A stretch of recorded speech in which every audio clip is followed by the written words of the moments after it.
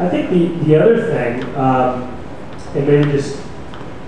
and maybe only applying to the people going out for the big dollars, is when I was in VC, most of the companies we saw, say we'd invest in maybe 1 out of 100 that we took a look at, most of the companies we saw might have had interesting businesses that were, that could be of a good size maybe for them or for some seed investors. But VCs, as we kind of alluded to before, are looking for kind of high risk, high return opportunities, and depending on the size of the fund, are looking usually to deploy, pick a round number, say in Australia, anywhere from $3 to $10 million, and have a chance to return, to get back maybe 5 times that, or 3 to 5 times that. And so if you kind of work out the math, say they buy 20 or 25% of your business, you can kind of do the sums there, and it sort of says, well, your business has to be worth at exit, maybe it's, I don't know what the exact numbers would be off of the back of that, but, $50 million, say, for them to get the kind of return that they need. So venture capital, I guess what I'm saying is venture capital is not right for everybody, and one of the most important things, pieces of advice I would give for people, and I've tried to take on myself as I'm doing this venture, is right-sizing your sources of capital with your own expectations and also the market opportunity you're addressing. Are there any hot buttons that you'd like to hear when someone would come to a venture capitalist? Are there things that particularly appeal to you? Two things off the top of my head, and some of you guys alluded to. One is somebody who really understands the market very well. So someone who I consider a domain expert. Someone who, they're not doing this maybe for the first time. They've worked in the industry before, or they've been able to recruit some people around them who've worked in the industry before. So it's not all kind of, not everyone's sort of learning this as they go along. And then related to that, if someone's realistic about the competitors that are in their market, we also had a lot of people come in and say, well, we have no competitors, or talk about the competitors, there are no competitors in Australia. Well, most of the time we're talking to companies about going global. You've got to have a global perspective. If that's the case, you have a global perspective from day one. So be realistic about who your competitive set is.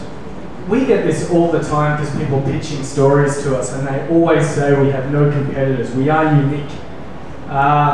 If you have no competitors, that is a very big problem, because it means that you're not solving a problem. Because if you're solving a problem, that problem was previously solved by another means.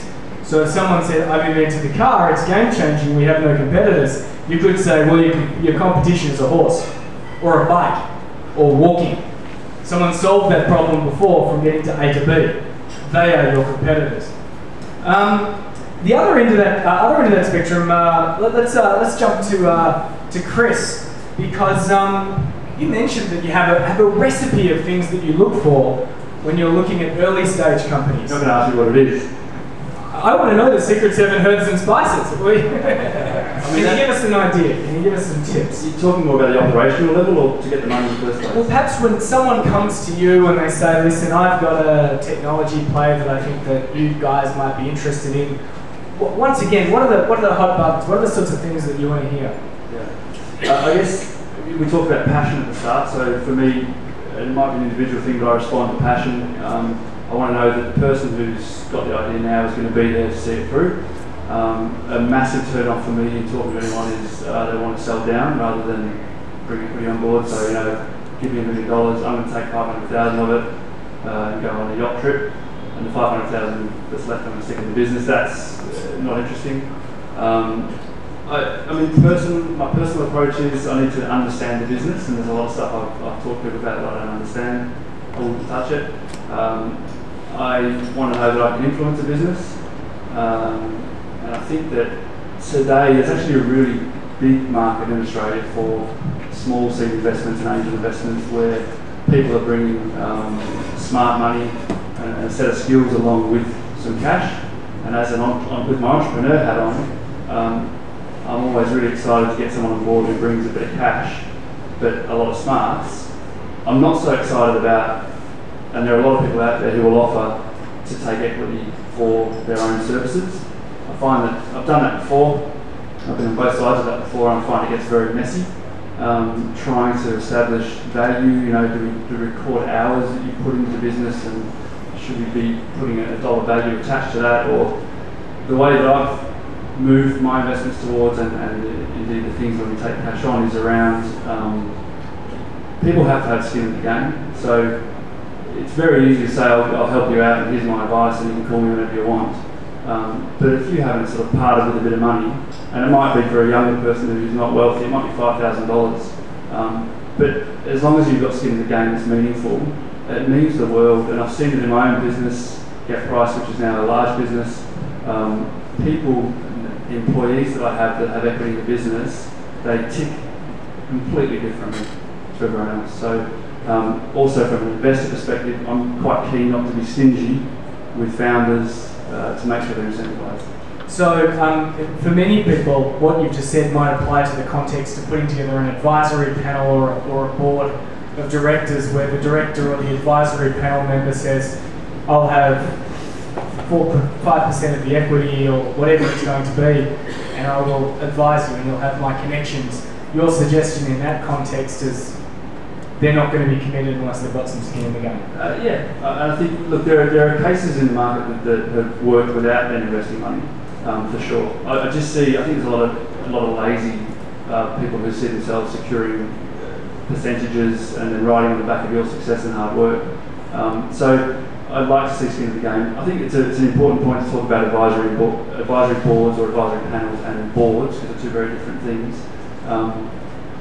I think it's fair to say when I first got my first board and News was involved in our business and so on, I probably didn't realise that I should be taking advice from those guys but not taking orders from them. And I think this probably applies to VCs as well. What they want to see is that you've got the idea, that you've got the plan to execute. You're not coming to them going, okay, should I now expand into the Asian market, or should I grow into a separate vertical within Australia? Sure, have that discussion, but come with a plan. They're not looking to run the business for you. They want to invest in your knowledge and the capability to do that. And then separate to that, the advisory board, so important. A lot of my success has been due to the other people around me. Within Get Price, one of the seed investors I got on board was a guy who helped me through. Okay, so he gave us capital, huge help. Then he helped with the deal we did with News, the investment. He got paid for that. I paid him a success fee. And a lot of entrepreneurs or fledgling businesses will say to me, I can't pay $50,000, $100,000, depending on what you're raising.